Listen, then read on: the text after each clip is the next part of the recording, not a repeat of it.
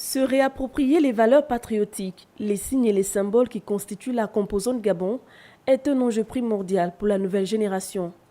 Inscrit au programme de 5e année primaire, l'apprentissage des symboles de la République est capital. La première chose, c'est leur faire connaître l'hymne national. Parce que l'hymne national, si vous voulez, c'est un leitmotiv. Dans l'hymne national, il y a des paroles qui permettent de motiver l'enfant.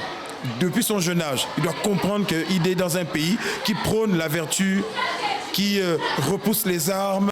Le respect des couleurs, la maîtrise des symboles, la posture lors de la levée du drapeau constituent l'objet d'un cours au primaire. C'était la première fois.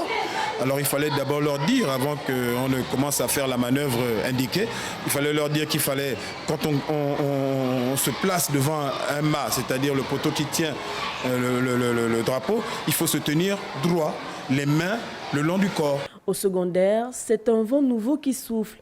Les enseignants d'histoire-géographie et d'instruction civique sont invités à intégrer ces notions dès le démarrage de cours. En classe de 6e, que les professeurs d'histoire-géographie qui font éducation civique et qui reviennent là-dessus en détail.